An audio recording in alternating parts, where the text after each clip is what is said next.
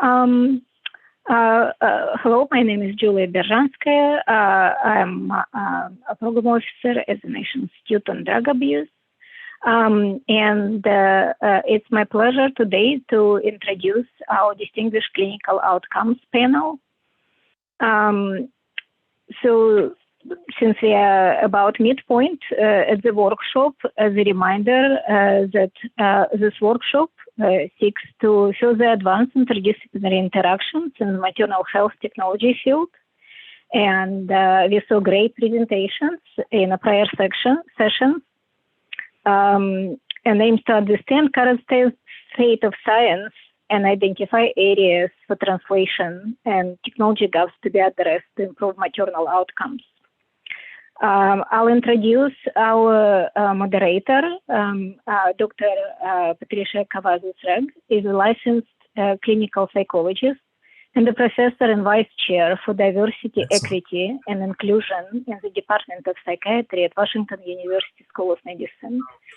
Her clinical research focuses on health disparities and the use of technology to improve substance use assessment and treatment. Thank you very much. Patricia, please take away with introduction of the rest of the panel. Thank you so much for that introduction, Julia. Okay, excellent. I now have the pleasure of introducing our panel presenters in the order of their presentations.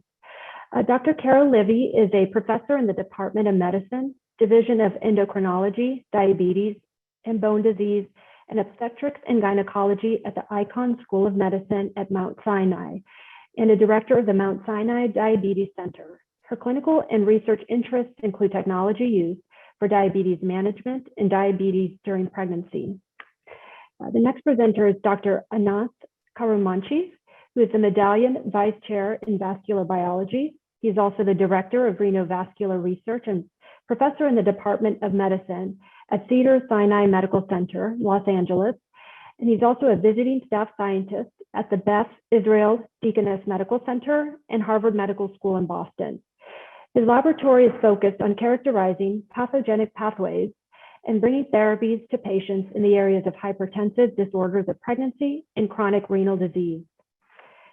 Dr. Dennis McNamara is a professor of medicine and the director of the Center for Heart Failure Research at the University of Pittsburgh Medical Center. His research has focused on understanding myocardial recovery in non-ischemic dilated cardiomyopathy and the impact of genetic heterogeneity on clinical outcomes, including understanding the pathogenesis and therapy of peripartum cardiomyopathy. Dr. Melissa Bauer is an associate professor of anesthesiology at Duke University. She provides anesthesia for high-risk obstetric patients and focuses her research on maternal sepsis. Dr. Bauer currently serves as chair for the National Alliance for Innovation on Maternal Health, Sepsis, and Obstetrical Care Patient Safety Bundle Work Group with the American College of Obstetricians and Gynecologists. And then Dr. Nancy Byatt is a perinatal psychiatrist and a physician scientist focused on improving healthcare systems to promote perinatal mental health. She's a professor of psychiatry in obstetrics and gynecology and population and quantitative health sciences at University of Massachusetts Chan Medical School. So now I'll turn this over to Dr. Carol Levy for her presentation. Thank you so much. It's really an honor. So I've got 10 minutes to go through this, and I'm a New Yorker, so I speak quickly and I'll try and flow through. Next slide, please.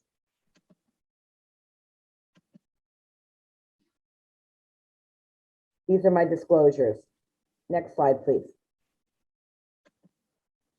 So for this talk, I'm going to be presenting some terminology that I'll be abbreviating for convenience, and I wanted to give everyone just an overview of some of those terms that will be utilized.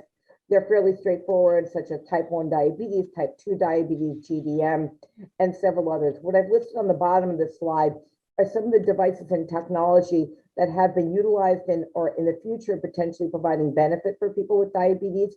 So just keep those in mind as I move forward in my presentation. Next slide. Thank you. So let's spend a few minutes with the background, and we've already spoken about health disparities and other care issues, so I think it's fairly straightforward for this audience of all the challenges here. But Pregnant women with diabetes is a large number of women who have diabetes. And a large number of women who are pregnant also develop diabetes during pregnancy. And what we know about this is the importance in terms of preventing adverse outcomes, in large part, is related to glucose control during pregnancy. Some of the fetal complications are located on the left side. I'll spend a little bit of time talking about maternal complications as well. But the point that I really want to stress here, as was raised by others, is prevention is through glucose control. Next slide. Thank you. So what about the different types of diabetes? There's type 1 diabetes, there's type 2 diabetes, and there's, of course, there's gestational diabetes, which is the largest group of women that we see with diabetes in pregnancy. I want to draw your attention first to type 1 diabetes, which is likely quite similar to type 2 diabetes, which means pre-existing diabetes prior to pregnancy. And what we see here is even higher fetal sequelae and risks than we typically see in GDM, because hyperglycemia or high blood glucose levels can start earlier. So here we see severe complications that can occur in many different fashions. Some of these are listed on the prior slide, but the additional ones are the first trimester complications of hyperglycemia or high glucose levels, which are congenital malformations. These risks are quite marked and quite high and lead to devastating outcomes. They're costly both emotionally and financially, and they're potentially preventable, as I already alluded to. Next slide, please. So just to spend a few seconds talking about the different US organizations and targets for glucose control, for those not familiar, A1Cs is an overall measure of glucose control. What's listed here is not to show the differences between these three organizations, but to show actually the relative consistency. This is very stringent glucose control, much more stringent than what we normally recommend for a standard person outside of pregnancy with diabetes. And that's the point I want to really keep trying to hit home. Next slide, please. So what are some of the challenges that we deal with as clinicians and for patients with pregnancies complicated by diabetes? And I'm going to spend some time first talking about the challenges of type 1 or type 2 diabetes, meaning pre-existing diabetes, as well as some additional challenges associated with gestational diabetes. So first, what we know is that things have gotten a bit better with, believe it or not, finger stick testing. Yes, that occurred in the 1970s. Newer insulins can be beneficial, and continuous glucose monitoring, which is not FDA approved at the current time for use in pregnancy, but outcomes are still suboptimal. So why are they still suboptimal? Because of the moving target. There are changing insulin requirements throughout pregnancy. There's delays in onset of insulin action beyond the standard ones. Alterations in gastric emptying, likely in part due to progesterone, increasing risk of hypoglycemia or low blood sugars, risk of high ketones or ketoacidosis, as well as many others. For gestational diabetes, a woman is brought into this with a diagnosis that leads her to now have to completely change her lifestyle and management for many women. Changes in food choices requiring finger stick testing, all the challenges and concerns about the potential risk they're putting on the baby, as well as medications, which may include injectables such as insulin. We also need to think about the postpartum risk in this population. What happens after delivery? These women are, we know, at higher risk to develop diabetes in the future. Next slide, please. So what are some of the limitations of the standard of care tools that we currently have available, which are finger stick testing, SMBG, and A1C tests? They provide an incomplete profile. Episodes of hypoglycemia can be missed, or high glucose levels. Additionally, for the A1C test, which has been our marker of gold standard in terms of calculated risk, it really fails to identify the magnitude and frequency of intraday variability, and it can be confounded by anemia, hemoglobinopathies, and iron deficiency, all of which are more common during pregnancy. I'll share with you a story of one of my patients once who said, well, it's okay that my blood sugars were really high a few times because I'll just make sure I have a few low blood sugars so I can balance that A1C. I'm not trying to make fun of this patient or anything else. It's just a point we do need to keep in mind. The A1C is not perfect. Next slide, please. So, maternal complications in pregnancy and the role of continuous glucose monitoring. So what I show for you at the bottom of this is a pictorial of what continuous glucose monitoring data looks like. This provides us a window into 24-hour glucose profiles of what's happening with blood sugar levels, not just that random point in terms of the finger sticks. This can help alleviate the risk of hypoglycemia. Improved glucose control can also help to reduce the risk of the other outcomes that can potentially impact the mother that are stated.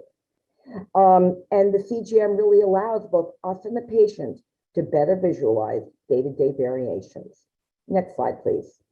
So what about this CGM? So actually consensus guidelines in 2019 came out talking about time and range goals for pregnancies complicated by diabetes. And I want to point out, these are much more stringent than standard goals.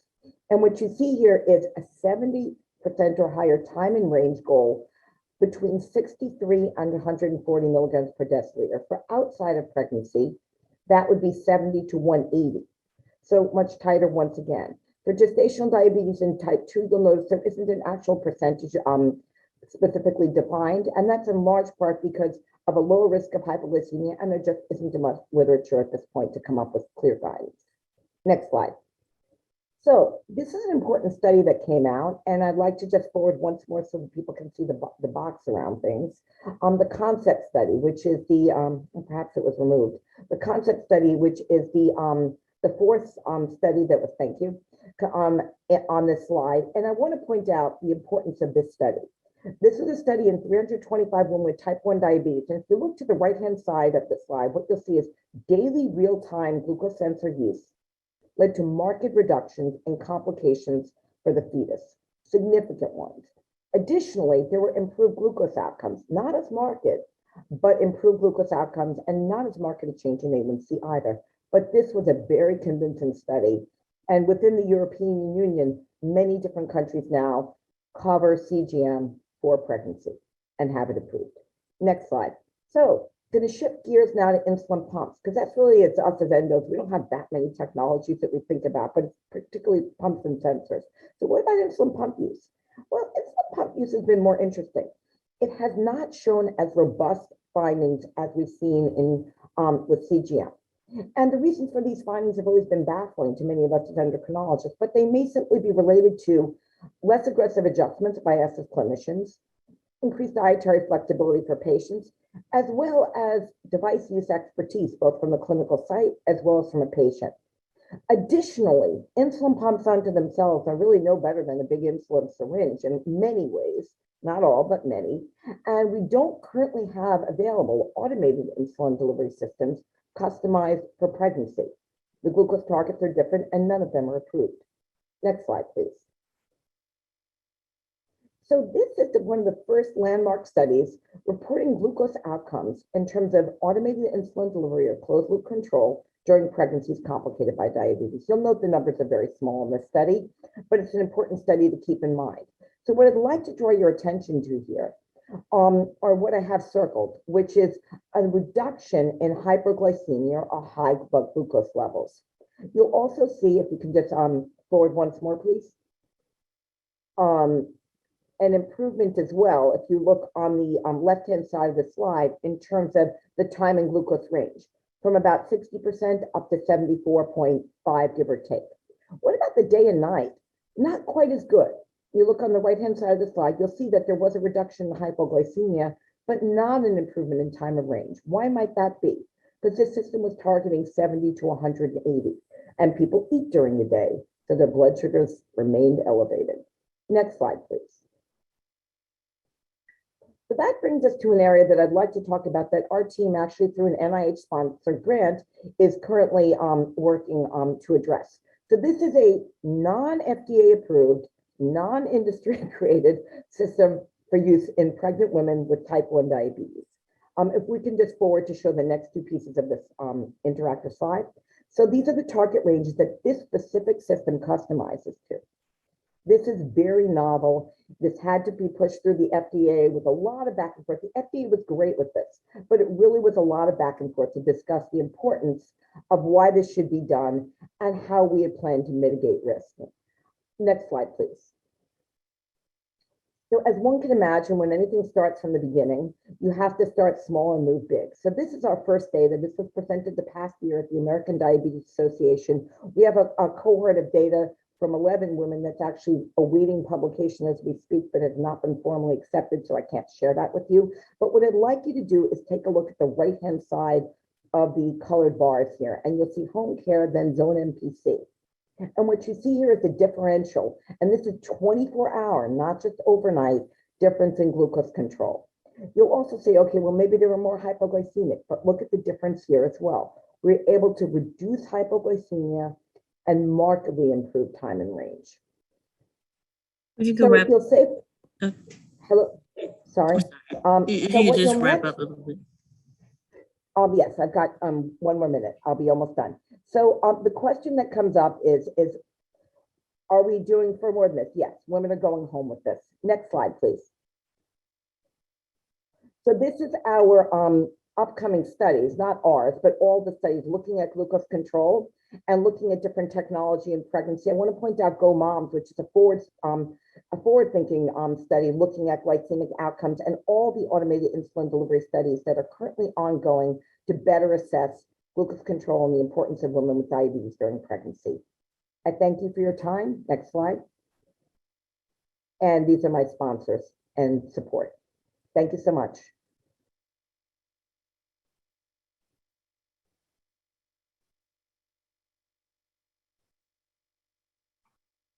Hi, today, welcome everyone. Today I'll be talking to you about preeclampsia, and these are my disclosures. Next slide. So this is a slide. It's slightly older, but I don't think it has really changed if you were to redo this math in 2022. If you look at other diseases and you look at maternal health, there's really a paucity of drugs in maternal health. And why is that the case? There may be a lot of different reasons, but one reason I would argue is that there's lack of good validated targets in humans that pharmaceutical companies can go after. Next slide. And this has been talked about by Dr. Howell and others, but a major cause of maternal morbidity is preeclampsia and eclampsia. Next slide. So a number of years ago, we discovered a target, a molecule called soluble FLT1 that is uniquely made in the placenta and is released into the maternal circulation. And this protein essentially is both sufficient and necessary for initiation or for the trigger of preeclampsia. Next slide. So the way soluble FLT works here, it essentially binds growth factors shown here in this blue and green sort of circles, and essentially creates a deficiency of these growth factors in vascular beds that are affected in preeclampsia.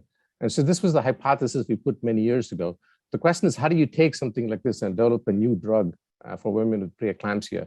So one of the things we learned early on, it's critical to sort of develop biomarkers to quantify the disease, but more importantly, to help us as surrogates when we're developing new therapies. Next slide. So this is the late Richard Levine, intramural scientist at NICHD, who did this work many years ago, showing that if you take women with preterm preeclampsia and you look at their soluble FLT over PLGF, which is the ligand for soluble FLT concentrations in the plasma, and you compare them with controls, you can see a acute rise of this ratio literally prior to the onset of symptoms, which is shown as T is equal to 0. So you're really looking at the molecules preceding the signs and symptoms of preeclampsia. Next slide. So based on this work by Richard Levine and others, a number of companies have launched these assays. Particularly, these are assays already clinically being used in Europe. So this is one such paper showing that if you use this marker in women with suspected preeclampsia, it has a very good negative predictive value. In an absence of a therapy right now, so that's how these biomarkers are currently being used, at least certainly outside the US. These markers are not yet FDA approved here.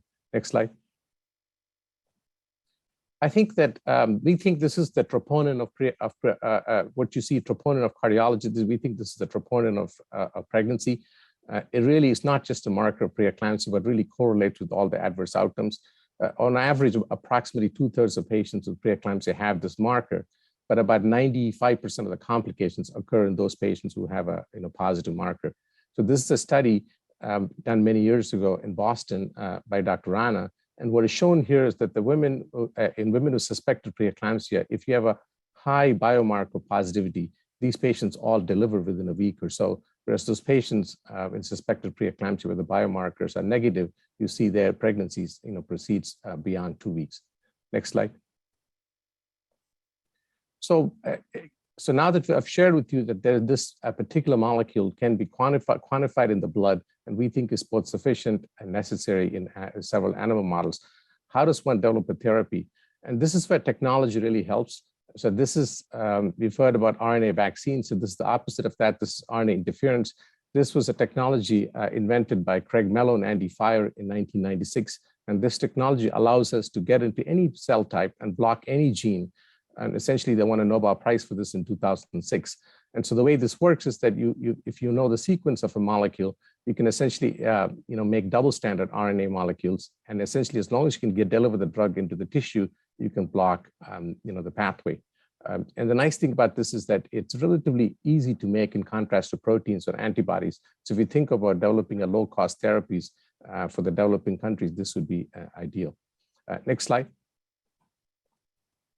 So using funding from the Gates Foundation and with collaboration with scientists at University of Massachusetts, shown here as Anastasia Korova, we developed a hydrophobically modified double-stranded siRNA. Essentially, this double-stranded siRNA binds the key isoforms of sFlt1, both the 13 and the 15 isoform. On the passenger strand of this, we attach a conjugate. Initially, the studies were done with cholesterol. We now have studies with phosphatidylcholine docosahexaenoic acid that particularly accumulates in the placenta. And you can follow this with the dye, in this case, a Cy3 dye on the passenger strand. Next slide. So the first experiment we did this was in a non-human primate model of preeclampsia, where we take a pregnant baboon and tie off the uterine artery. And these animals, as shown in red, develop very high sFlt concentrations, and compared to control animals shown here in the green. And if you see the animals injected with soluble FLT siRNA, you see a nice dose-dependent reduction in the concentrations of soluble FLT1. So next slide. So these experiment work was done in collaboration with Anne-Marie Hennessy in Australia. And you can see that not only was this dose-dependent reduction sFlt1, was that what we saw, but we also saw that reduction sFlt1 was associated with improvement in blood pressure and proteinuria. So compared to control animals shown here in the green, you see the animals in the red, the preeclamptic animals have both hypertension and proteinuria, and the treated animals see a nice reduction. So this is early sort of proof of concept for potentially a low-cost therapy that can be given, a single dose subcutaneously for women with preeclampsia. But the idea is that these type of novel technologies that specifically targets one pathway could be used in conjugation with biomarkers, for a disease such as preeclampsia, would have a significant impact. Next slide. So in summary, what I've shared with you is that we think that the majority of the complications of preeclampsia is mediated by this protein called soluble FLT1, and we think these can be measured in the blood. And using these biomarkers, one can test specific novel therapies, particularly RNA interference molecules against sFlt1. Next slide. I also think that these type of therapies, specific molecular therapies in women with preeclampsia, will have implications beyond beyond pregnancy. This is work now almost 2 decades old from Ergens et al. From Scandinavian population, showing that women with preterm preeclampsia have an 8-fold increased incidence of cardiovascular disease, dying of premature strokes, heart attacks. This is more than if a woman were to smoke throughout her life. And so the question is, if you could sort of start early, treat some of the pregnancy-related complications, and maybe even immediately in the postpartum period, one could have a huge implications. Thank you very much.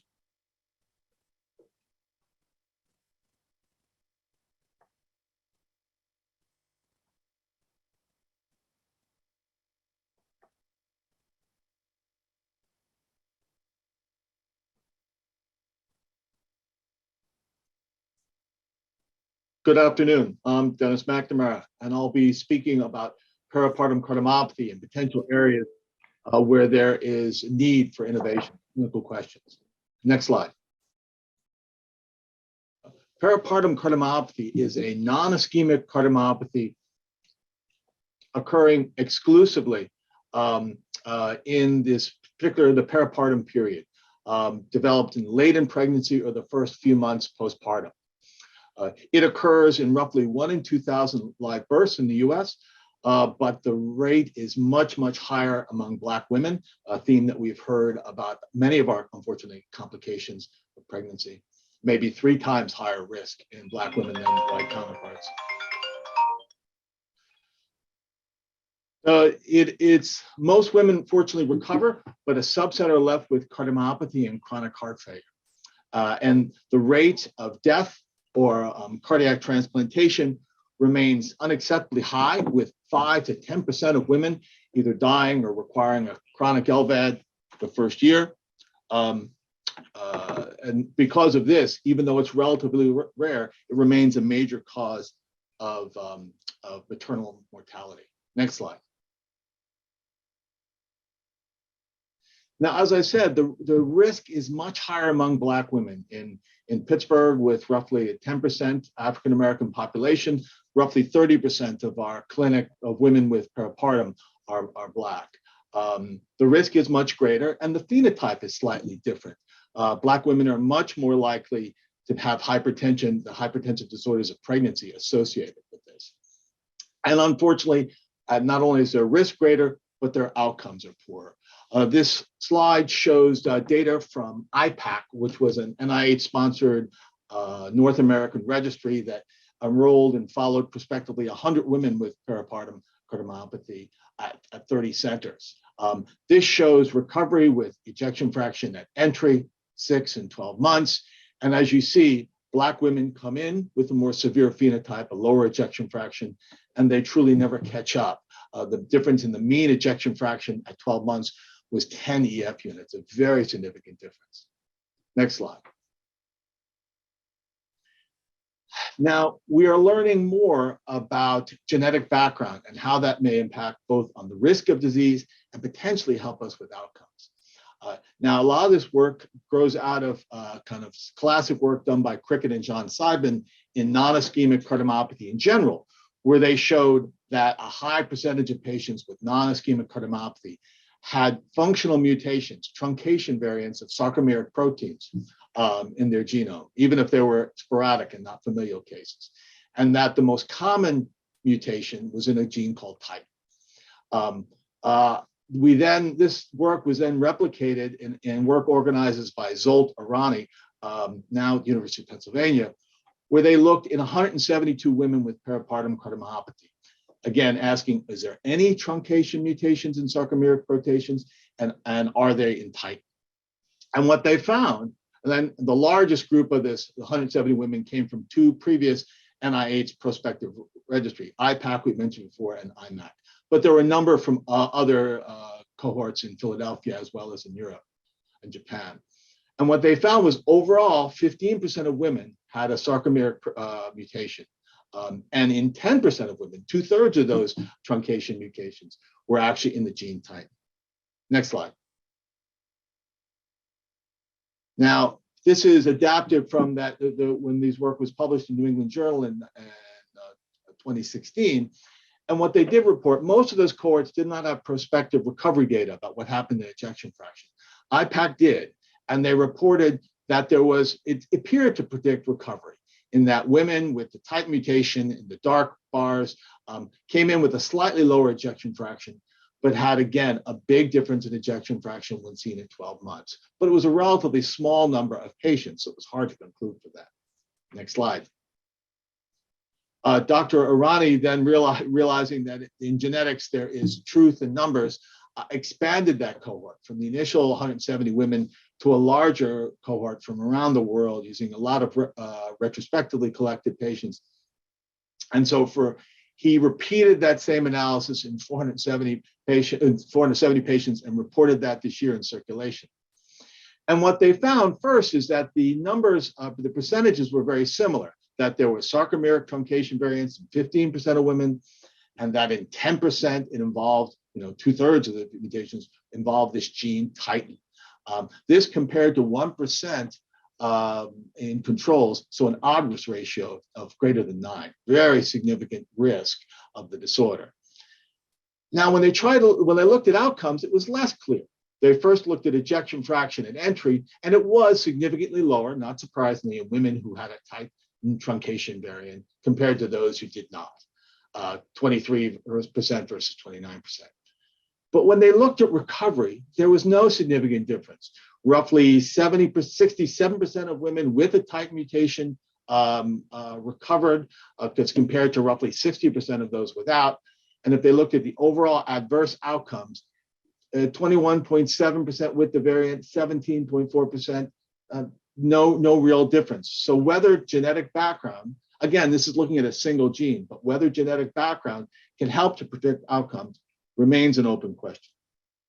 Next slide. Is peripartum cardiomyopathy a vascular disease? And this is an evolving and changing hypothesis. We've traditionally thought of non-ischemic myopathy as being a problem of the myocyte, but we're increasingly recognize that perhaps it does have a vascular component. Next slide. Now, some of this work has grown out of the work of our last speaker, Dr. Karumanchi, in preeclampsia, and showing the importance of vascular biomarkers in that disorder as potentially defining targets for intervention. Well, at the time when he was at the Beth Israel, his colleague there, Zoltarani, had begun to apply that to peripartum disease. And again, one thing we know about late pregnancy is it's an anti-vascular milieu. Now that is that's protective for the woman, it limits vascular hemorrhage. But when that system gets out of whack, does that result in negative cardiac effects? And does that relate to, for example, high soluble fluid? Does that impact on the development of peripartum cardiomyopathy as well? Next slide. Well, that was looked at in the North American Registry in IPAC, work put together by Julie Damp at Vanderbilt, based on the suggestion and the hypothesis of Dr. Irani. And the first thing we saw was certainly that women who were sicker, who were more ill, had higher levels of soluble fluid. And that shows here, as you go from NYHA class 1 through 4, the levels of soluble fluid just get higher as women get sicker. Next slide. And as Dr. Karumanchi said, it's perhaps like the obstetric troponin. It's a marker of bad outcomes in multiple conditions, this included. This shows that overwhelmingly the majority of events were in women who had the highest levels, the upper tercile of soluble fluid levels. So soluble fluid certainly does seem to modulate outcomes in this disorder. Next slide. Now, in murine models of peripartum cardiomyopathy, and this is work by Denise Hilfiger-Kleiner in Hanover, Germany at the time, murine models, it appeared to be actually a fragment of prolactin, which is obviously raised around the time of childbirth, a 16 kilodalton fragment, which had anti-angiogenic properties and led to the phenotype, and which could be blocked by using a dopaminergic agonist, bromocriptine, used in practice to treat prolactinomas, for example. Next slide. She had collaborated on translational work with Dr. Karen Sleva in South Africa, and Dr. Sleva, over 10 years ago, published a pilot study of 20 South African women who were randomized to standard therapy in blue versus standard therapy plus bromocriptine in orange. And as you see, these women did indeed have a significant benefit, it appeared, from bromocriptine, with few having a negative outcome. Next slide. There have since been two more recent trials, one from West Africa in 96 women and a German study in 60 women. The West African study showing definite benefit of bromocriptine, less certain from the German study because there was no standard control. So it remains an open question. We hope to answer that with a recently started NIH trial, the randomized evaluation of bromocriptine in myocardial recovery therapy, Rebirth, which will enroll 200 women with peripartum cardiomyopathy at 50 centers in North America and hopefully give us an answer. Next slide. Finally, I want to touch on one question, and these women, most of them recover. 50% probably recover to a normal ejection fraction, almost 70% to a near normal ejection fraction. And they want to have more children, but there's no woman who's at greater risk for peripartum cardiomyopathy than a woman who's had it before. Now, that's not only in women who have persistent LV dysfunction. Those women are listed in red, and their complications among second pregnancy very high, including mortality. But troubling is those women in green who had a normal ejection fraction before a subsequent pregnancy, who still had a 20% risk of recurrence. Is there any way we can refine that risk? Next slide. So we have several open questions. Why do American women have a greater risk of peripartum cardiomyopathy? It appears to be a theme here of all these complications of pregnancy. You know, there obviously are issues with socioeconomic issues with access to care, but are there other genomic influences like the risk of hypertension that contribute to that? Is peripartum cardiomyopathy a vascular disease, and can we develop targeted interventions? And how do we think about subsequent pregnancies in the biology of recurrence? Next and final slide. Thinking about opportunities and needs we have in the community. This is a rare disorder which contributes greatly to maternal mortality. Can we improve our screening for such a rare disorder and have a large impact on maternal mortality? That may include analysis of biomarkers. It may also involve better point of care imaging. Should we be echoing all women at the time of their pregnancy? Is that practical? Is there a better way to do it? Second, as I said, one of our other speakers called the Holy Grail. Can we better predict clinical outcomes? Half of women with peripartum cardiomyopathy are going to recover just fine. They don't need an additional intervention. How can we define early who's going to do more poorly? Can biomarkers help, such as soluble FLT? What about genomics?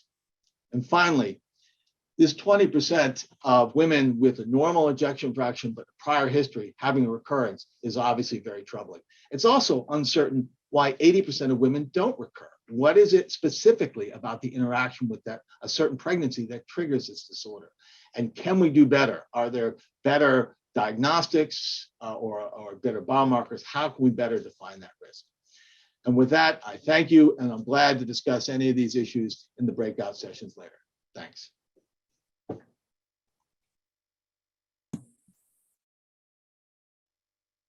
Hi, I'm Melissa Bauer, and I'll be talking about sepsis screening and diagnosis in pregnancy. It's an honor to be here, and thank you so much for the introduction. Next slide. Couple disclosures: I have NICHD funding for maternal sepsis, and I was an editor for the CMQCC Maternal Sepsis Toolkit that I will be mentioning today. Next slide. Maternal sepsis is currently the second leading cause of maternal deaths.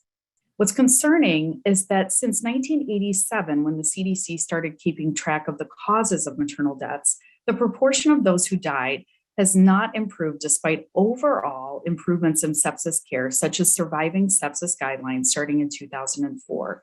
And this is like other conditions that have decreased over time, such as hemorrhage. Next slide. Next slide. And hypertensive disorders of pregnancy. Next slide. Both of which have received national attention, and many states have implemented safety bundles to improve care. So with all of the overall improvements in sepsis care, why hasn't this transferred to maternal sepsis? Well, one of the issues is difficulty in recognition, in that many physiological changes of pregnancy or changes during labor, such as an increased white blood cell count or lactic acid level, are similar to developing signs of sepsis. Next slide. It's important to note that these deaths are largely preventable. 3 state maternal mortality review committees reviewed cases of sepsis and found that 40 to 70% of the time the cases were preventable. Next slide. And in California and Michigan, they looked very closely at these deaths to try to find the themes of why these deaths occurred and what kind of delays occurred. And they found similar delays in California that we did in Michigan. So one of them is patient delays in seeking care. And I put that in quotations because it's not the patient's delay or the patient's fault that they didn't know the signs of when to seek care, that we didn't educate them with what the warning signs were to seek care. And additionally, there are barriers to care much of the time for them to seek care. And also that many of them did seek care, and that they called triage, they called the office, and they were told that what they were experiencing was normal. And so we need to get better at fielding patient complaints when they're calling, because many times it is normal, but many times it cannot be. Also, there were delays in recognition that were noted. So many times there was inadequate knowledge, and that when care teams were presented with the information that did point to signs of sepsis, they didn't recognize it. And that's partially because this is a rare condition, and also it presents differently than it does in the general population.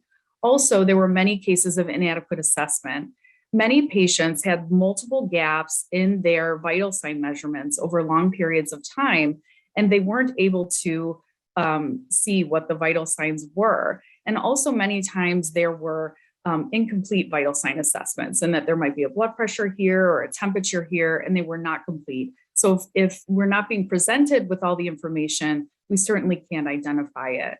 Additionally, there were delays in treatment, in that either patients received inadequate, inappropriate antibiotics, or they received them after the 1 hour window that we know is so important for mortality. Additionally, there were also noted some delays in escalation of care, and that the care team didn't recognize the signs of critical illness, and they weren't escalated to the ICU and subsequently decompensated. Next slide. And so we know we have a recognition problem. So how can we identify these patients better? And that sometimes I'm often asked about, should we focus on those patients that are at the highest risk for sepsis? And I have a couple things to say to that, and that certainly there are some patients that have an elevated risk. And I think you should have an elevated level of surveillance with those patients. But when we looked at a national database a number of years ago, we found that most cases occurred in patients without any risk factors at all. So if we only focus on those at risk, we're going to miss the great majority of patients. So it's important that we screen all patients. Next slide. And how can we do that? So there are a number of tools available, but there's no one tool that's actually the gold standard or best tool. And the sensitivities and specificities that you see listed here many of them are for maternal morbidity in general, ICU admission, and some of them use varying definitions of sepsis. So this may not indicate exactly which tool is best. And we are working on this with our NIH study to try to validate the CMQCC screening tool and adjust it as necessary to identify patients. Next slide. But we do know that pregnancy adjusted is key. And when you use a non-pregnancy adjusted tool, you're either going to miss a lot of patients or have a lot of false positives. So it's important to use a pregnancy adjusted tool based on those pregnancy adjusted changes. Additionally, the tool is only helpful if you alert providers in a reasonable amount of time so they can go and assess that patient. We know time is important.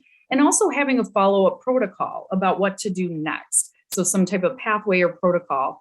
We know that in California, it was implemented, the maternal early warning trigger tool, and each trigger had a pathway to follow. So as soon as that patient met that criteria, that would be evaluated very closely. And when compared to the hospitals that implemented that tool with the pathway compared to the hospitals that didn't implement, they did have lower rates of maternal morbidity in the same time period. Next slide.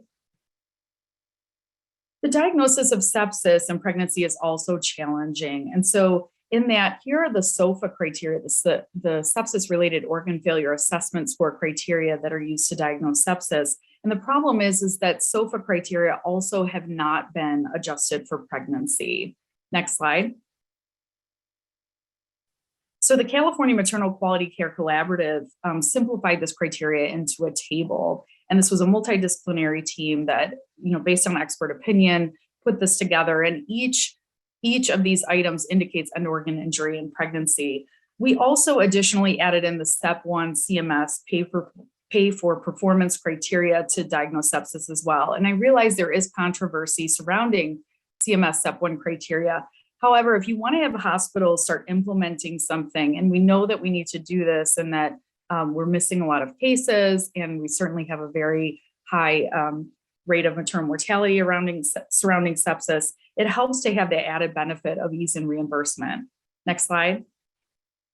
So that was talking about in-hospital in hospital care. And so potential electronic tools for that would be having a universal pregnancy adjusted screening that has an alert system and a treatment care plan built in, but also making sure that we can get complete vital sign assessment. So make sure maybe having a less invasive way of checking vital signs so that we can make sure we have all that information, and also having accurate vital signs. We know that one of the most important vital signs for sepsis is respiratory rate.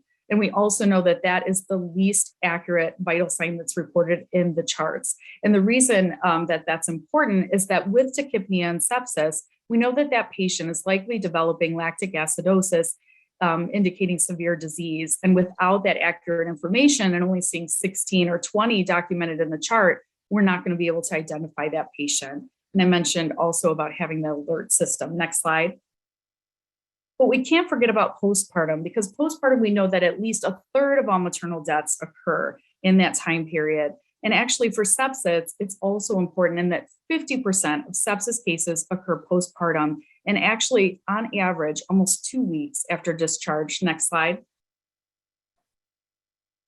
So out of hospital potential electronic tools could be using some type of surveillance outside of the hospital. So some type of wearable that definitely has been used in other circumstances in the hospital, outside of the hospital, to be able to indicate signs of decompensation or any kind of signs that that patient might need to be evaluated, but also having an automated check-in system. And there have been a couple of studies that have looked at texting, short message texting people with postpartum depression, screening tools, or texting patients with hypertensive disorders of pregnancy to give their blood pressure. And they've had reported rates of greater than 90% response rates. So maybe we could have some way to text patients with warning signs so they could indicate if they were positive, and then make sure that that goes directly to a clinician immediately to make sure that patient gets the care that they need.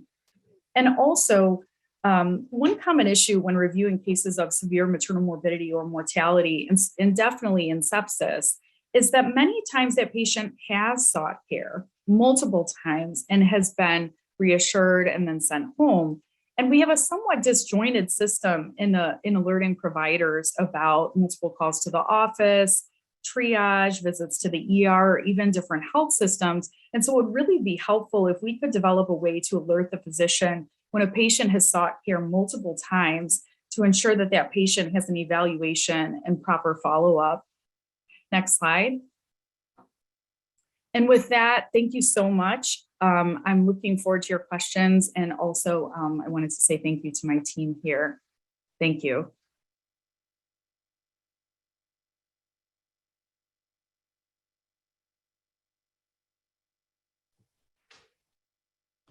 Hello, I'm Nancy Byatt. It's a pleasure to be here, an honor to be here this afternoon. I'm a perinatal psychiatrist, and my research focuses on building the capacity of obstetric settings to address perinatal mood and anxiety disorders. Essentially, what our work does is we change healthcare systems to be able to increase access to perinatal mental health care. Next slide, please. So perinatal mood and anxiety disorders are common, they're undertreated, and they're a leading cause of maternal death. You heard from Dr. Howell this morning about a lot of this. So perinatal mood and anxiety disorders occur in 1 in 5 individuals. And even if a woman screens positive, for example, for depression, less than a quarter of those women are going to get even to an initial mental health appointment. And you heard from Dr. Howell this morning about maternal mortality, and mental health causes are on par with infection as the leading cause of preventable death, maternal death in the United States. Next slide, please. And because of this, it's common, it's undertreated, women are dying, there's a negative impact. Obstetric clinicians are expected to screen for perinatal mood and anxiety disorders. Many professional organizations and policymakers recommend screening during this time period. Next slide, please. However, they all recommend that in the context of a system in place to help them get care. When we think about screening, it's really only the first step when we think about evidence-based practice for mood and anxiety disorders. So, the perinatal mental health care pathway starts with detection. After detection, there's assessment and then treatment. and then adequate treatment. That treatment needs to be sustained and followed up. Then you can have symptom improvement or illness remission, and then improved outcomes. And throughout that process, there needs to be engagement, connection, and trust between the patient and the clinician that they're working with. Next slide, please. So what our team has worked on is developing, and what we've done is develop multi-level interventions that aim to increase the uptake of evidence-based practice for perinatal mood and anxiety disorders. So in the way, we've heard a lot today about all these different levels of care, levels of barriers, and we've really focused on working at this, primarily the clinician and systems level, and also doing that to help decrease also some of these barriers at the patient level. So the patient level, patients need to be screened, and they need to trust their provider or their clinician during that process. Clinicians need training, they need toolkits, and they also need a lifeline for someone to consult if they have questions. There'll never be enough psychiatrists to see the patients that need one, particularly the pregnant and postpartum individuals. So we can build their capacity, but to do that, they need a lifeline. They need someone to call for help. And also it needs to be integrated into the workflow. And they need resource and referrals. The mental health care system is extraordinarily hard to navigate. And by providing these resources, our goal is to get to a situation where patients are disclosing symptoms and seeking care, and clinicians are prepared and they have resources. Then we get uptake of evidence-based practices and improved outcomes. And I'm going to walk you through some of the interventions we developed and the products to be able to do that. Next slide, please.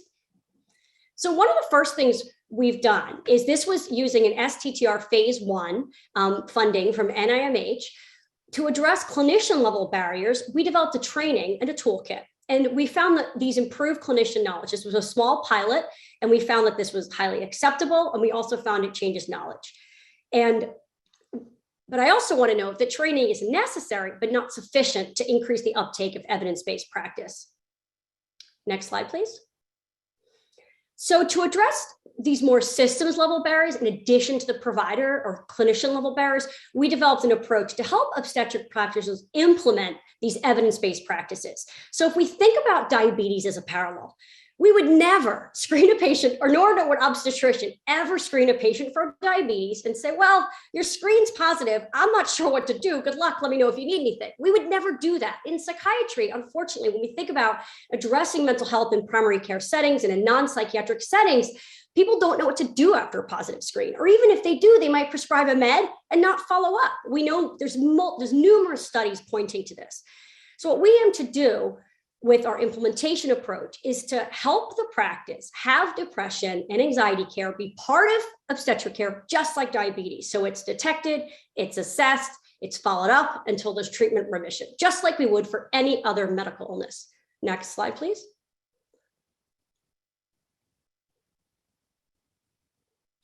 So you might be wondering, well, how do we do that? So what we do is our protocol is called PRISM, which the acronym is Program in Support of Moms. And what we do is we have several things we help the practice implement. So screening at 3 time points for depression and anxiety, screening for bipolar disorder, and following up and really implementing that care pathway. So we work with the practice, we do a baseline assessment. We actually look at each of those steps in the care pathway, and we do a baseline assessment, and we let them know whether they're meeting the standards of care. They then come up with goals. We then work with them to refine those goals, and then we establish a workflow. Which, who's handing out the screen, who's going to follow up with it, how are they following up the screen, and then we work with them to develop an action plan. They implement these evidence-based practices into their workflow, and then we have sustainment meetings. And throughout this, the more we do this work, the more we find it's one size fits none. And so throughout this, there's a tailoring process. So as we tailor this workflow integration, we tailor it for each practice because we find that that's really needed, because what works in one practice may not work in another. Next slide, please. And what we found with our research is in a CDC-funded cluster randomized controlled trial, we're randomized by patient because these are randomized by practice because these are practice level interventions. We found that we had higher treatment rates than with PRISM than with screening alone. So I mentioned earlier, our group did a systematic review, and we found that even if women seemed positive, less than a quarter of them were to get to initial mental health appointment, and treatment sustainment either isn't measured or it's basically people aren't following up based on the available evidence. With PRISM, we found a treatment initiation rate of 57% and a sustainment rate of 32%. So a huge improvement. And the pre-post of this is statistically significant. Next slide, please. And you might be wondering, well, okay, you implement these evidence-based practices, but what do? I mentioned that they need a lifeline. I mentioned that, how hard the mental health care system is to navigate, and the OBGYNs aren't trained to do this. So what we also do in PRISM is we have a navigator that helps patients navigate that care pathway, and also their providers. So they have a registry of all the patients that screen positive, and they follow up with them at certain time points to help connect them with care and serve as liaison between the provider and the patient. And then what we also do is they can call, if it's more severe, they can call for consultation, or they can call for a referral or consultation with a psychiatrist. Next slide, please.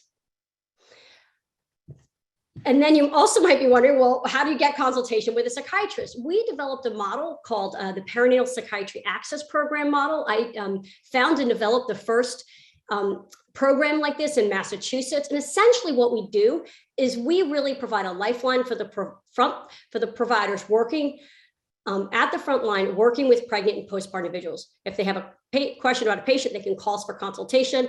We can call the patient, help them with referrals to the community. This has become a national model for care, and there's now 20 of these programs across the United States. So you can see how all these things sort of work synergistically with each other: the training, the consultation, the toolkits, the implementation. It's really a suite of resources to help build this capacity of the clinicians in non-psychiatric settings. Next slide, please. So what we're doing now is, in collaboration with ACOG, we're refining all of these products, our training toolkit implementation protocol, so that it's more scalable.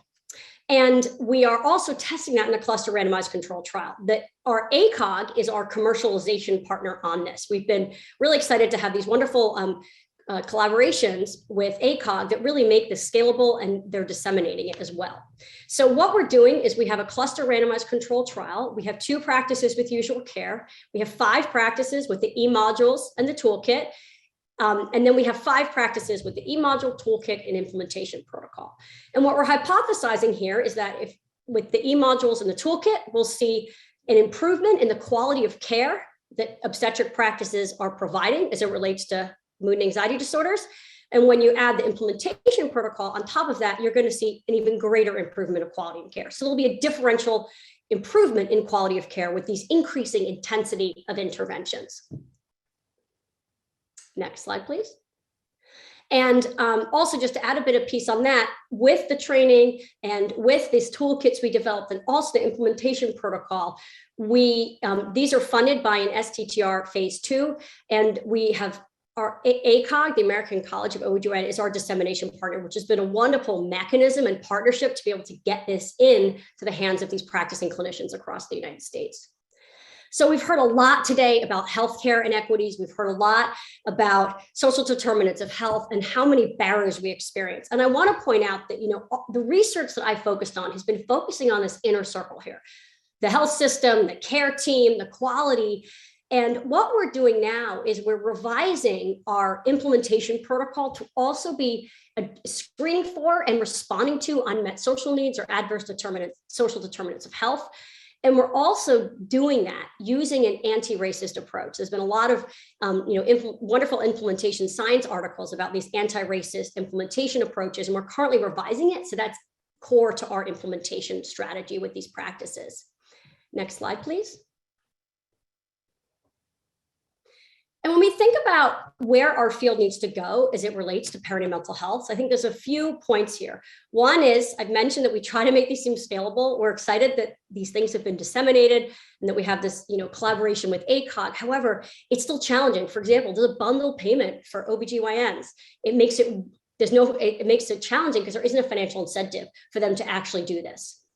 Emr integration and technology. We have the training I mentioned is online. We've developed that with our technology partners. However, our toolkit is still paper. It needs to be in an app, and the registry needs to be, we did that using technology, but it needs to be integrated into the EMR. It was 2 different systems during the study. It was very clunky. And then also throughout this process, we have been really committed to having multi-level community engagement. And as we do that, and particularly as we think about revising our implementation protocol to do that with an anti-racist lens, having integration with the community during that process is so critical. And by doing that, the goal, and also addressing social determinants of health and doing that with an anti-racist approach, is how we can move towards advancing perinatal mental health equity. Next slide. So in summary, we need these multi-level interventions to improve perinatal mental health outcomes. There's a lot more to do, particularly with this focus on racism, with doing this with anti-racist approach and addressing social determinants of health is where our certainly team is looking to expand this work next, and what we're doing right now. And next slide, please. I am deeply grateful to our team and our funders. Thank you for your time, and I believe we'll have time for questions later.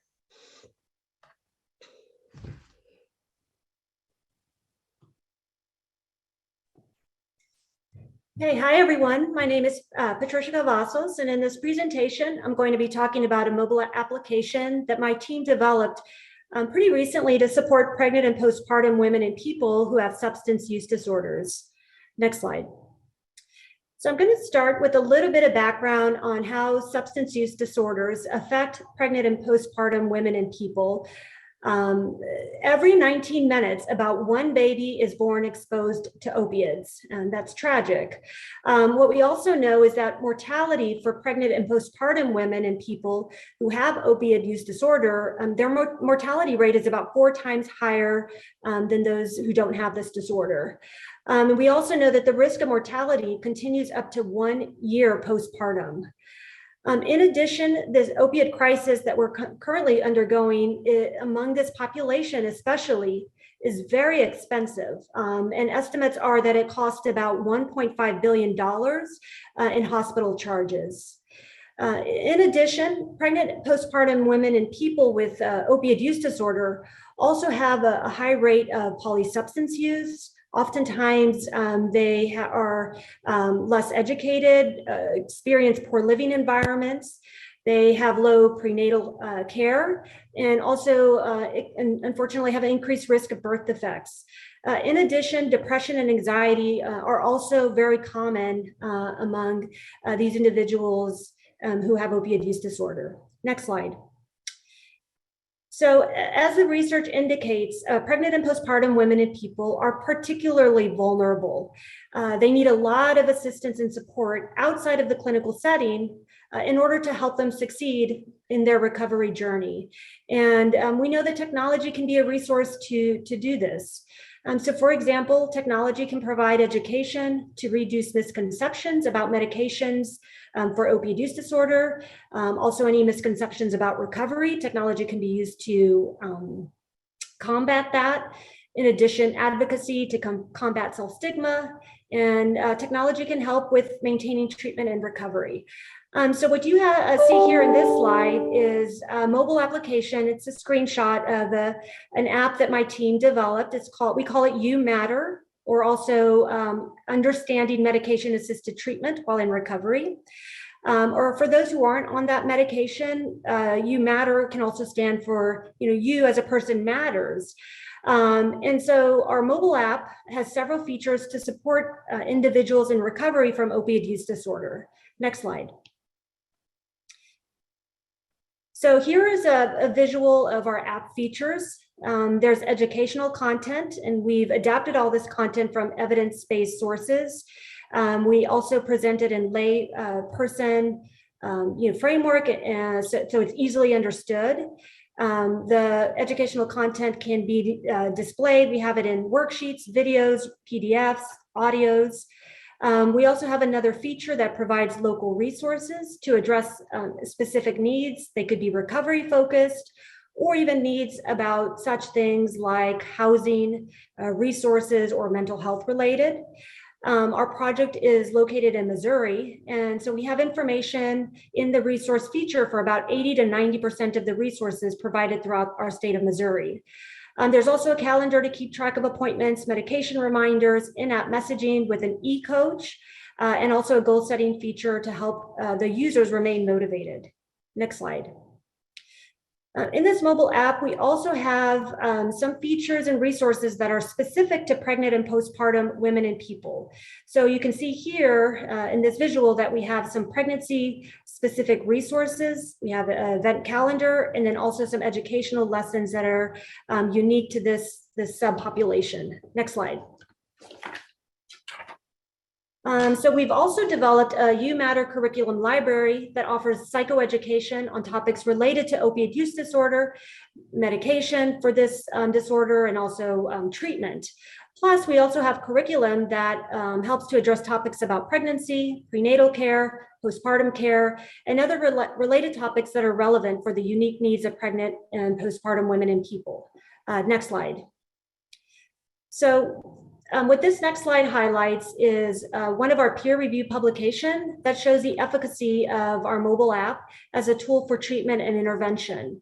And in this study, what we found is that our mobile app improved attitudes about treatment, attitudes about recovery, and also improved attitudes about medication use, to recover from opioid use disorder. So we also found that the majority of participants, about 88%, felt that the mobile app would be useful to consult when making decisions about recovery. And that's what's shown in table 2. Next slide. So over the last few years, we've been able to implement the use of UMatter across 19 facilities across Missouri that help patients with opioid use disorder. And these facilities range in type in terms of they are recovery homes, they're outpatient and inpatient facilities, they're MAT clinics, just prescribing the medication, but not providing psychotherapy, things of that sort. And then through that, our own outreach and implementation, we've been able to reach a variety of vulnerable communities, both rural and urban, and in many stages of recovery. And what this slide shows is that we have enrolled over 700 participants into our mobile app across the 19 recruitment sites. 3 of these recruitment sites, they're bolded. They specifically treat pregnant postpartum women and people with opioid use disorder. It's a care clinic at Washington University, also Queen of Peace Center, and the Child and Family Empowerment Center. Next slide, please. And I wanted to highlight in this slide the social determinants of health of our participants that can further contribute to wide health disparities and inequities. So specifically what you see among our pregnant postpartum women and people, we do have a high percentage of non-white participants. Many only have a high school degree or lower. As well, many are unemployed, or they're insured under Medicaid or uninsured. And many also report that their pregnancy was unplanned. And as you can imagine, these individuals do experience a high need for support outside of clinical treatment, which we believe that the mobile app can offer a lot of that. Next slide. So about a year ago, when COVID was at its peak, we started to add COVID questions into our surveys to find out more about the issues surrounding this pandemic. And what we found was that among our pregnant postpartum women and people participants, more than half do indicate that COVID has impacted their recovery. 63% unfortunately report increased depression, 75% reported increased anxiety. And a lot of them do say that a mobile app could help to benefit their recovery process. And then when we asked further about what are the circumstances about COVID that impact recovery and mental health, what they say to us is that there's issues around quarantine, there are concerns about their physical and mental health. They have a lot of free time now, which is not seen as a good thing. They can't access basic needs. They have less access to their treatment for recovery. They're also experiencing job loss, financial hardship, some social isolation, and just routine changes that are, due to COVID that are potentially having a negative impact on recovery. Next slide. So in terms of some of the participants' responses, they do say here, you can see it's kind of been difficult to find a job, get around places, transportation is not easy. I need to keep me busy to keep me sober and stay busy. I relapsed because of too much free time. I don't have motivation to do anything. I don't feel comfortable outside or in stores. Next slide. We have some feedback about our mobile app from our participants, and you can see that the majority say yes, the app, they would continue using the app if it was available to them. And then also the vast majority of our participants say they do find the app useful, very useful to stay motivated to work on their recovery. Next slide. In terms of the qualitative feedback that we have from our participants, you can see here, participants seem to really appreciate and enjoy the app. I want to say that I appreciate you listening and responding to me. It means a lot. The app has helped me get in the right mindset for recovery, reminded me why I wanted to stay clean. I enjoyed putting effort into myself. First time in 90 days, I began to have cravings. I started using the mobile app, and I saw a message from my e-coach about cravings, and it felt like it was meant to be. Next slide. Also, the app, again, helps me to see myself in a new light, and I'm able to know that I can conquer anything in life and not just feel like I'm hopeless or without help. The third quote, just in the interest of time, is actually from a social worker who says, over the past year, I've been using UMatter with my clients, benefit tremendously using this tool, helps them to remain treatment adherent and work on their recovery. Next slide. We're also finding quantitatively that after using our mobile app for only 1 month, that individuals are self-reporting reductions in anxiety, those who had suicidal ideation, experiencing less of it. In terms of their medication for opioid use disorder, they have more knowledge and more motivation to use this medication, which is very important for preventing relapse. Next slide. We're continuing to gather evidence base about our participants to understand their unique needs. We have 2 studies that are in the process of peer review, looking at misconceptions around medication and also problems with history of suicide and how that impacts recovery, and also, mental health issues among our participants. And we believe that we can, learn more about these different issues and then also address them within the technology. Next slide. And our next step is to address stigma within our technology, because we know that that impacts the majority of individuals with opioid use disorder. And we believe that we can address and reduce stigma related to opioid use disorder through the use of technology and with our mobile app. So here are the funding and disclosures. Next slide, please. I'd like to acknowledge the funding that I have to implement this study. Next slide. And also many colleagues, staff, students, et cetera, that have helped me with this project. Also next slide, please. Various clinics that I've worked with, and you can see here they're listed, and next slide. And so in general, as you can see that we are kind of in the early stages of this technology in terms of, building that evidence base, but we're moving closer and further because we are getting a lot of data that signals the utility of this technology to help individuals in recovery and pregnant and postpartum women and people in particular. Thank you.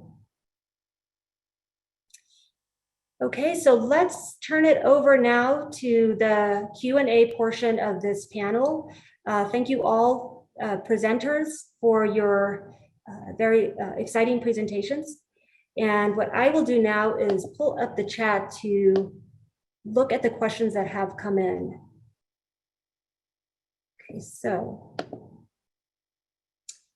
I'll start with the first question that I have in my chat is about fast custom genetic testing. It might be useful, and there is a contact information that can help with the trial. And then the question is, do you think that there are first trimester interventions like what we see with aspirin and preeclampsia that might decrease risk of PPCM down the line? And I believe this is posed for Dr. McNamara. You want to take that question? For the first, at least for the second question, it's not clear whether a medical intervention pre-presentation would be effective at preventing the phenotype. I think the greatest example and the potential for study in the future is in those women with the highest rate, the recurrence rate of 20%. Is where if we better understood the biology of recurrence, what's going on, with biomarkers late in pregnancy, we'd have a better sense of whether intervention made sense. For example, do soluble FLT levels go up inappropriately in the last month? We don't know that yet. But we would be very intrigued, and we have learned a lot from the work and for Dr. Karumanchi's work in preeclampsia, and we hope to be able to find some intervention. But since the cases mostly present postpartum, that's the space we're working in now. But we're intrigued for the future about whether preventative measures, such as has been seen in preeclampsia during the pregnancy itself with aspirin or something, could lessen our risk. We don't know the answer to that. In terms of genetics, it's, we're certainly intrigued, and we're going to try to explore a number of avenues and contacts to what kind of genetic testing. As I said, just looking at Titan alone is kind of mixed in terms of whether it predicts outcome. Certainly not mixed in terms of its risk of the disorder. Whether we can use genetic testing to better predict recovery is obviously, as somebody said, one of the holy grails, but we're certainly interested in pursuing. And all the women in the trial will have, and with any pharmacologic trial in this day and age, should have DNA banking and DNA assessment as part of it, and they will in Rebirth. Okay, thank you. And I'll pose this question to Dr. Karumanchi, and then Dr. McNamara, maybe you can also follow up. But how about the use of AI and machine learning for risk prediction models for PE and PPCM? No, I think absolutely there's a need for that. It's a pretty heterogeneous disease, a lot of different pathways, and women go with different risk factors. You have IVF pregnancies, you have diabetes, or genetic history. So there are lots of different things that go in. So as long as we can get good data, there is definitely a need for tools like AI, et cetera, to help us predict preeclampsia. I will tell you the big challenge that we've had, and I think where the soluble FLT PLGF is particularly useful, is helping phenotype the disease. I think a lot of women with preeclampsia, the phenotype, particularly as you get closer to term, the clinical diagnosis is not often reliable. So one has to do deep phenotyping, of those women to get good data. I think that if you start with bad sort of ICD-9 codes, for example, you're going to end up with bad data. So I think if you have good phenotyping data and you put in all these measures, biomarkers and other physiological measures, I think I'm sure that AI and things like that will be very useful. And I think that would be the same thing for peripartum cardiomyopathy, I would think, since there's a strong relationship between preeclampsia and PPCM. Okay, thank you. And I'll pose another question to Dr. Levy, specifically about her FDA communications and FDA approval. Do you want to talk about your experiences with that? Because it sounded like the device you're using is non-FDA approved, and was that through communications with FDA, or any insights would be helpful. Yeah, so to give a little background, I do a lot of research in the area of artificial pancreas systems, both in people with diabetes, as well as some work in pregnancy. And this is a trajectory that's a new area for the FDA. So they're very interested, but one would need to expect a lot of back and forth. We're using devices that are not approved. They're concerned about risk to the women. So you need to really have all of your pieces together and good justifications and monitoring. I'll share with you, right now we have 3 women at home using this system. I monitor on my phone 24/7, keeping a close eye on them to make sure that they're healthy and their outcomes are reasonable and there aren't any marked glycemic disturbances.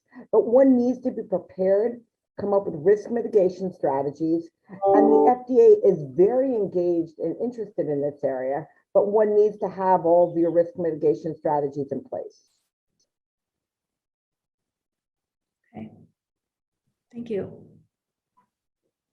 I will continue to ask more questions, but participants, please feel free, attendees, feel free to also put your questions in the chat. How about for Dr. Byatt? Can you talk about your community partnerships? Sounds like you've had quite a bit of success with scaling up, working closely with various organizations. Let us know any suggestions for kind of following in your pathway. Yeah, thank you. It's a great question. So I think we have, I think one of the things that we have multi-level sort of partners. So this is patients with lived experience. So I'll take a step back. When we developed a lot of the interventions we've done them really with a core process of getting iterative feedback from end users, from both the clinicians we're working with, from the individuals that we serve, i.e. patients, from other community members. And then also we often have multi-level, feedback and partnerships where payers, other, people who may be invested in this process. And most of the interventions we've developed, we've done it with that iterative process. And as we do it, we're continuing to do that. And I think and then a key part of that's been relationships with professional agencies. And ACOG, American College of OB/GYN, has been a really wonderful one. They have a maternal mental health expert work group. So as we, wrote our applications for both our phase 1 and phase 2 STTR, we were already working with them. We ended up, as we applied, they were our commercialization partner. And it's wonderful because as we're in our phase 2, I showed that data from our phase 1 asynchronous online training in our phase 2 study, which we'll complete soon.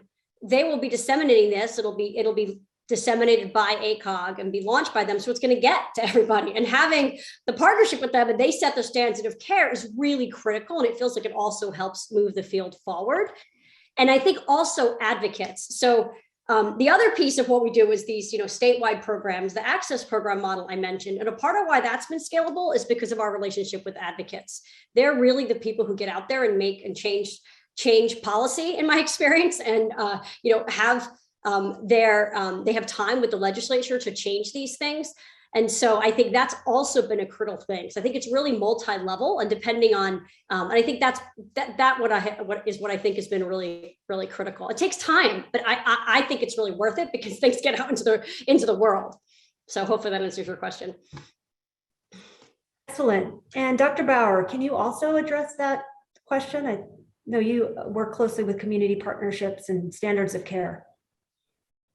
Yeah, so with this NIH study, what we did was the first thing we composed a maternal sepsis community leadership board, and we got multiple representatives. We have maternal sepsis survivors. We also have patient advocacy groups that are represented. And we also have people that have really been working within their communities to improve maternal health and reduce disparities. And there's about 10 or 12 people in that group. And that was the first thing that we did because we wanted them to work with us every step of the way.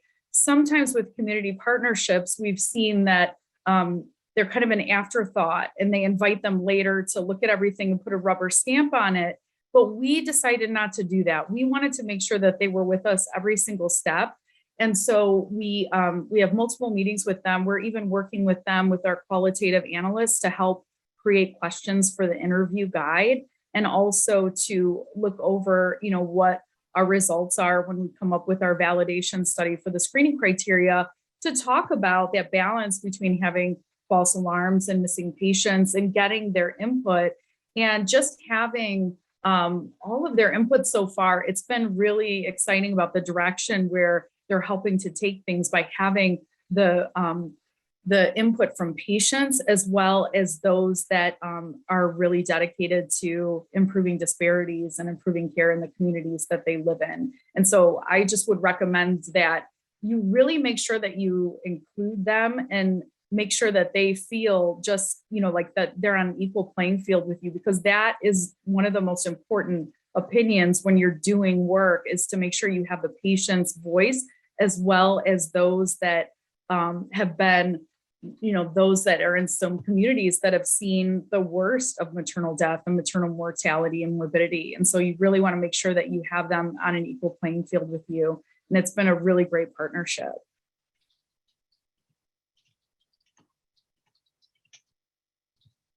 Okay, thank you. Great answers. If I can just add to that one, because just from what Dr. Bauer was saying, I wholeheartedly agree. I mean, think about the interventions. The women involved have to be comfortable and be willing to accept them and help to guide how you develop them. And it's the exactly what we need to address when we're using all of our technology. You have to also think about the technology burden that we may be placing on women. So we have, busy with a newborn or pregnant and well as many other factors. So I really do, I applaud you for involving the patients early on and getting their voice, because I think it's absolutely critical.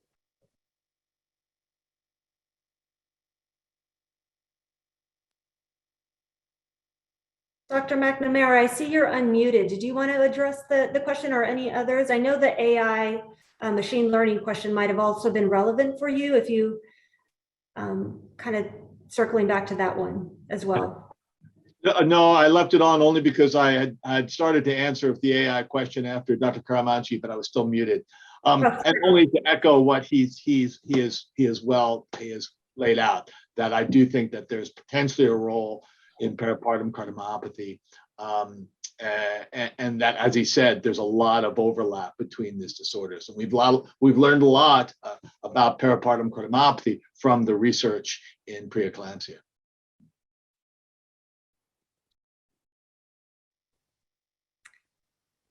Okay, so I see another question that's posed to Dr. Byatt and also posed to me about approaches that we would suggest for addressing stigma as part of social determinants of health.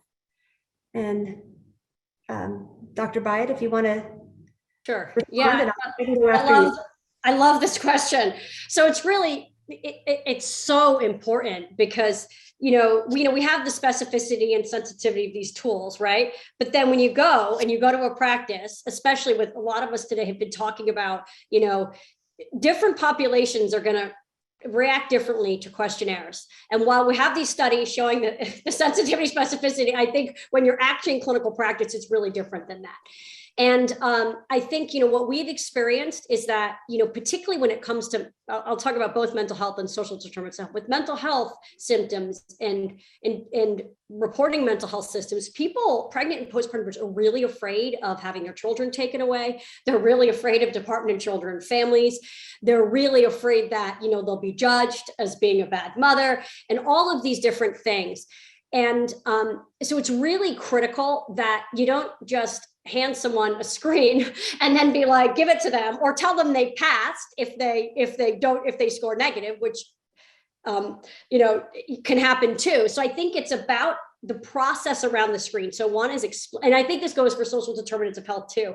You need to explain why you're doing it. So for example, in OB care, at the initial OB visit or the initial prenatal care visit with the nurse, we talk about listeria, we talk about all these things that are far less common than depression or anxiety. And so explaining, we're going to be asking you about this. They give them a brochure that talks about how, like a self-care handout that talks about how common depression and anxiety are, and say, we're going to be asking you about your mental health because depression is twice as common as diabetes in pregnancy. We care about your mental health, and we're going to keep asking you about it because this is part of the care that we're providing. And then really doing that in like a trauma-informed, strength-based way, and then continuing to ask them and letting them know how common it is. And similarly for social determinants of health, I have an example recently of someone in this tool that we're using as we're revising our implementation protocol. The person who developed it, Arvind Garg, was seeing a patient recently using his tool, and they said, "What?" They screened negative. They said, "No, I don't have anything." And then they said, "Well, why are you asking?" And he said, "Well, because we know that people can experience these and we care and we want to be helping you." And then she's like, "Well, I kind of am experiencing this." So that explaining part and the context around it is just so critical. And then also, how do you react? So, after it's screened, it's got to be followed up. We've done studies and people have told us, like, they screened positive for depression and the nurse said, "You have a happy, healthy baby. What else do you want?" Clearly, that's not okay, right? That is clearly not an appropriate way to respond to a screen. So there's much more productive ways to do it, be responding in a strength-based way, and also knowing what to do. So there's active follow-up and you're showing with action that you care instead of also the words matter, but the action matters too. And this doesn't have to take a lot of time. And I'll say one last thing. I think part of it too, especially if we're talking about, all the inequities and we think about racial trauma and all the trauma that the individuals that we serve experience, it's really important to also do it, I think, in a trauma and responsive way. So, in medicine, we often ask people, we're problem-based. We have a problem list. We're also like, what's going on? But I think reframing it from what's wrong with you to what happened to you and really approaching the interview that way, I think also can be really critical. And it doesn't have to take more time. It's just changing what you say versus saying more. So I'll stop there, but that's my, Yeah, and just to add more to that, because that is a really high interest of mine and a direction that we're moving towards is, so much happens outside of the clinical setting, right? Especially, for all pregnant postpartum women and people, but then, those who have mental health problems, those who are struggling with substance use disorders. And so that is really what I see is just so great and so key about using technology is to provide this support outside of that clinical setting, which really the majority of their life is outside of a clinical setting, right? So we are thinking about, how can we do the assessment, right? So if somebody's experiencing stigma, can we deliver assessments, or can that, client let us know within the technology that they are experiencing that, that emotion, and there is a high risk for relapse, by experiencing that emotion. So we can deliver a just-in-time intervention, right? We can address that issue at the moment that we, in real time, when we find out that that's what's happening, right? So we go from the assessment to the intervention, and then we have the feature with the coach, right, who sees all of this coming in, and then the coach can respond and deliver an intervention as well that's tailored to that individual in terms of like what is the symptom or the the negative emotion that's impeding their relapse. What is it specifically, and how can we use technology to address it, again in real time, and tailored to the need of that of the client. So you can just see this as a very kind of feasible way to provide support and deliver an intervention through the use of technology. Okay, so I see more questions coming in. Let's see. Patients with mental health needs are a protected patient class with higher or increased privacy and security needs. This is similar to substance use disorders and HIV patients. So should or could that information be part of the patient screening process? Would you like me to answer that, or you want to go ahead? Well, I was just going to say that, our technology is HIPAA compliant. We are IRB approved. Our IRB committee actually went into the technology and used the technology. And so we're always thinking, very much about, the issues that are being mentioned here in terms of like, data security and whatnot. And then we do put it in our consent forms in terms of like, we don't always know everything that can happen, unfortunately. And so, that is a risk in terms of like, data security. And so we are forthcoming or transparent about the possibility of that happening within the technology in terms of like a data breach. So yeah, Dr. Byatt, if you want to respond some more and maybe you're interpreting the question a bit differently, and then I can also, or others can follow up as well. Mm-hmm. Yeah, I mean, I think this is a really interesting question. It's a great question.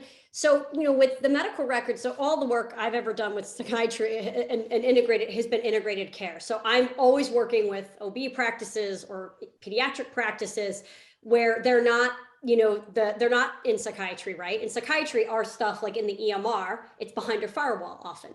But if I'm writing a note as a consultant, that note needs to be available for the obstetric provider. It can't sit in a wall, and then that's not going to help care, right?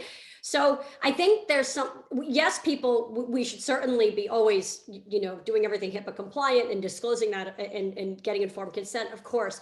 I think there's a challenge where, if we keep our notes behind firewalls and we make it so secretive, I think there's a couple of challenges. One is that we can't collaborate with our non-psychiatric colleagues. So like if I write a note, I just don't include like the details of perhaps a trauma history. Like I write a note such that I know it's going to be the general EMR, and I don't have to include all sorts of details that of course the patient doesn't want like in the EMR for anybody who happens to go in to read. And you don't have to write notes that way, especially if it's not behind the psychiatry firewall.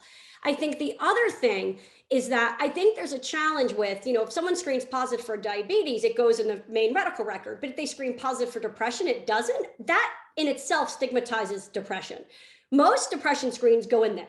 If we want to make mental health care be on par with other medical illnesses, we need to be thinking about that. Yes, details of somebody's trauma history or their, all that stuff does definitely, I can see that absolutely should have an extra security level. But I think some of the stuff that we ask questions in similar to other ways, I think that's something as a field we need to be thinking about, because I think we sort of often, if we make that so protected, why is it that we're doing that? I think it creates additional challenges that I invite us all to think about. Yeah, and I do think too that that's related to the stigma that society, we all that exists out there. So not only tackling self-stigma, but really we need to look to providers and society and really kind of address the stigma against mental illness and substance use disorders too. I kind of, in the interest of time, kind of moving on. Well, this is related to stigma, and Dr. Bauer, this question is for you. How about, and I think this could also impact other researchers as well on this panel, about lack of trust or self-stigma potentially playing a role in patient delay for seeking, care for some of the conditions being mentioned today. So for example, sepsis, and then we can kind of move on to the other panel members. They may have the same insights or similar insights to address this question. Yes, thank you for the question. Definitely, the lack of trust does play into it. And I've talked to many survivors over the years, and many of them have told me that when they initially sought care, the way that they were received and that they weren't being listened to, and they also expressed what was going on, and they basically just kind of played it down and then told them, everything was fine. It really discouraged them from seeking care again as things were getting worse. And so I think that, and then also at one point, I remember one patient telling me that she kept seeking care because she knew she was getting worse, and she did develop septic shock not much later after that. But at one point, someone told her she was absolutely crazy. And so she really didn't want to go to the hospital until her mom took her to the hospital. And so I think that we need to make sure that when we're reassuring someone that we still leave an open door to let them know that, if this, or this shows up, I want you to come back and let me know, so that they still feel encouraged to come back, and that they don't have to feel like, oh, they're going to think I'm stupid for coming back. And so I think that it's important to just make sure that you always leave the door open to say that it could get worse, and then we really do need to see you, and things look fine right now. Within the area of diabetes, we actually deal with similar issues of women being hesitant, number one, to draw attention to their high blood sugars potentially being labeled as failures, where it's really our role as a clinician to come up with better treatment options or more culturally sensitive dietary alternatives to help women out. So we definitely see that. And we also see hesitancy for even performing glucose testing for fear of, I don't trust insulin. I don't trust the medications. I think they're dangerous that may need to be implemented. And it's understandable because there's tremendous fear and protection of the baby, and also fear of judgment. Diabetes is one of those diseases that's a bad disease or something. Nobody wants to have that. So we deal with that quite a bit as well within what I do. And we really encourage women that it's not, this is just the way their body is, and we try and encourage them in that fashion.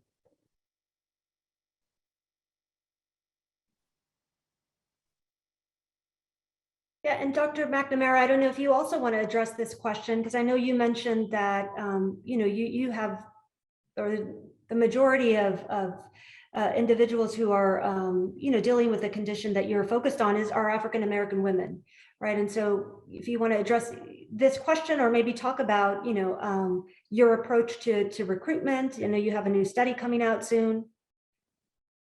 It is there, it's unfortunately very much enriched among the prevalence disease among African American women.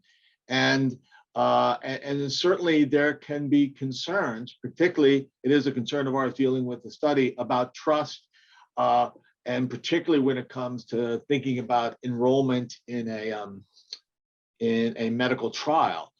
We had discussed this with working with the Recruitment Innovation Center at Vanderbilt, with a kind of a focus group of women, Black women survivors of peripartum, to talk about our plans for the trial. And there were concerns raised. I mean, there's concerns about, trust, particularly when it becomes with any woman, particularly when you talk about enrolling in a placebo-controlled trial, but particularly given the unfortunate history with Black women. We are making every effort to make sure we reach out to the community and we learn from the community of women who have had this disorder, the community of Black women who've had this disorder, how we should approach and how we should communicate what the trial is about. But I think that is unfortunately a real issue that we have to face.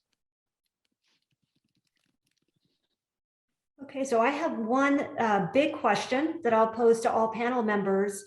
What scientific technology development to improve maternal outcomes do you expect to see in the next 5 years? Dr. Karumanchi, why don't you take it first? Well, I would say that the one characterization of biomarkers, with some of the newer technologies, I think the problems with the mass spec-based technologies is that they don't sort of profile, quite deep into concentrations, picogram levels of concentrations of molecules that are typically interesting. And so there are newer technologies out there, improvement in mass spectrometry. I would say newer aptamer-based diagnostics that are coming out there. So I do think that having access to well-phenotyped sample banks, and we should be bold and brave and try some of the newer technologies. And if we can characterize some of these biomarkers, that'll be very useful. But also I think we can learn from outside of pregnancy and develop new methods of tackling diseases in pregnancy in terms of therapies. One of the ones I talked today was the RNA interference methodology, but there are other technologies out there that are new. CRISPR, for example, that's been tried, and other ones that are tried. It's much more challenging in pregnancy just because the regulatory burden is quite high. The FDA places, and so it's always I would say that drugs in pregnancy is primarily tested outside of pregnancy. And then if it's safe, then it gets tested in pregnancy. It's almost very difficult to develop a drug exclusively for a pregnancy complication. But I think there's with newer molecules that can sort of, we can prove that it doesn't cross the mother into the fetus. I think newer technologies with particles, lipid particles, for example, where you can deliver mRNA or can deliver RNA interference molecules. I think showing that it's safe, might be a way to go. I think it's really the right time to sort of tackle, pregnancy complications. We've got amazing technologies.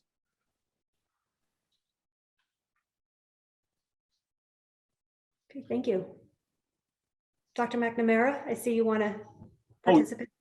Yeah, well, I would add, I agree completely with Dr. Karumanchi said, but I would also add what is still a great hope for the use of genomics to help us with some of our clinical decision making. It's yet to be realized. For example, talking about in peripartum, the risk of recurrence. We know that genetic background is a risk for the disorder itself in a similar way that it's a risk for all forms of non-ischemic cardiomyopathy. Could that be used to help us refine this 20% risk of recurrence in women? I'd hope to see that applied, within the next decade. But we've got a little bit of ways to go before we can get to that point.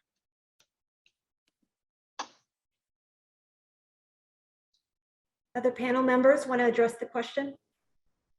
What do you see will happen in the next 5 years to help improve maternal outcomes with regards to technology, any development, technology or scientific development?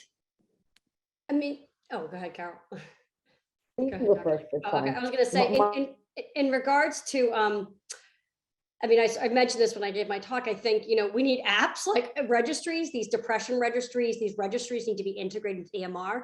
The app you developed, Patricia, needs to be, we need that seamlessly integrated into the EMR. All these monitoring things need to be integrated into the EMR. And we also need, like, all the toolkits we develop. They're on a piece of paper. They need to be in an app. That providers use apps, right? And I see this question in the chat, and I absolutely think all these things should be prioritized during the learning years. Trauma responsive care, addressing social determinants of health, all of these things, all of the biases that everyone brings into their practice. This all needs to be addressed, absolutely. And mental health, because any field is addressing mental health, right? They're all doing it, and so it might as well be part of their care, not like a little course that they're taking. So I think it should definitely be prioritized during all the clinical learning years, because we sort of pretend in medicine as if we have these, we silo ourselves as if we're only managing the heart, but the heart and the brain are connected. And all of the body parts are connected to the brain, and we can't, that doesn't really work. So I think it absolutely has to be prioritized and be more holistic. And very briefly, I'll just add that, I in my team, I worry so much about adding on more work to already taxed providers. And so, I do think in general, we need to consider ways, or we need to figure out how to de-implement things that are happening in clinical settings that are, either, that just have low efficacy or less relevant, less priority. I don't know. I mean, we need to kind of figure out how to, use the science we know to guide, clinical care in a way that we are for sure providing the most up-to-date. And technology can help, right? It's not meant to hinder, it can help, but it's a matter of figuring out how not to add to the burden of already taxed healthcare providers, right? And I think through de-implementing, certain practices that are maybe outdated or can be done more efficiently through the use of technology, those are really important things that need to, happen.